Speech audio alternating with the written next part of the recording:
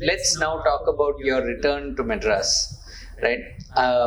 Common question you would have been asked is why you came back. So why did you come back? Definitely, I was asked that question many times. I never went with the intention of staying there forever. Yes. So it was always a question of when I would come back, not if I would come back. I think it's a combination of a few different factors. One being that I thought I could make more of a difference here than be one amongst many, many design professionals there. That was one reason. Second is, to be honest, I think being raised in an army background, your sense of patriotism is a little high. Yeah. And it never occurred to me that I should be a citizen in any other country other than my own. So that was the second reason. And third is, I did want to raise children here. I felt that our city is the right place to have children, to raise them. So I guess both for professional and for personal reasons. Solid reasons. Yes. So when you came back, you joined Mahindra. So yes, I was fresh with my whole urban development background. So at that time in Chennai, this was before Mahindra World City is what it is now. In Chengalpet. In Chengalpet. It was called Mahindra Industrial Parks Limited. And there was 1,500 acres of land, which the company was trying to figure out what to do with it. So I thought that was a good opportunity to work on a project of that scale. So I joined their team. I was with them for 2 years. And during that time, we kind of conceived of it as a combination of a live-work environment. So there was housing, some recreation, offices that was planned and sort of branded as Mahindra World City. So it was nice and interesting to be part of that journey. It was also the time when India brought out the SEZ laws that came into place around that time, the special economic zone. Early 2000s. Yeah, early 2000s. So that those change in laws allowed some of the development there to happen the way it did. And when you were at Mahindra with the World City, you were on the other side of the table to where you are today. Exactly. So I actually enjoyed that position a lot, and one part of me wanted to continue as well.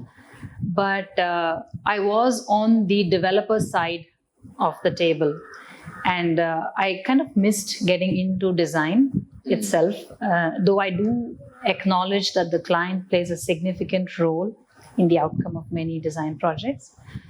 But there's something nice about getting your hands dirty and actually sketching the solutions.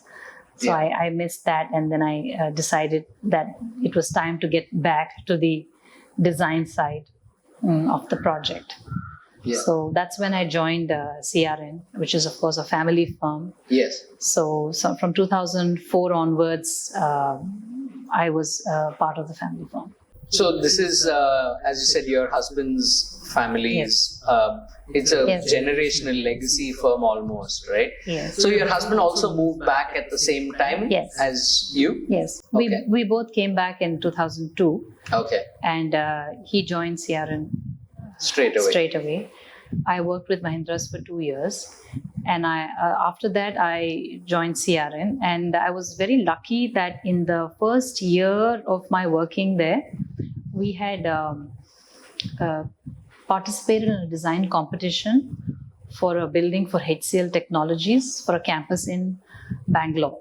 That was in 2005, and we won that competition, and that actually shaped a lot of things that were to happen in the future, because it sort of was the beginning of a long relationship with the company as a client. and I've been working with them now for 16 years. Yeah. So that was the first sort of large project that I was involved in, Yeah. kind of from a design point of view, which is sort of my baby. So, you joined CRN, you said 2004, right? And over the next several years, you worked on a huge number of projects with them. What were the types of buildings? What were the types of projects that you did? So, since the firm does a wide variety of projects, Yeah.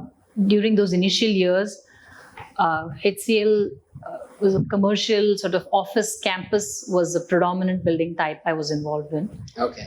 But I also did some industrial buildings and some master plan projects as well. And these were all larger scale projects, Yes. none of the smaller homes No, and I offices think, type of thing. No, in the initial years, I didn't work on any small projects. Right. Subsequently, I did. Yeah. But in the initial years, all the projects I worked on were fairly large scale projects. You know, a lot of the people that I speak to, most of the people whom I've spoke to on the podcast, they've either started their own company, so that creates its own set of challenges getting your business off the ground, right?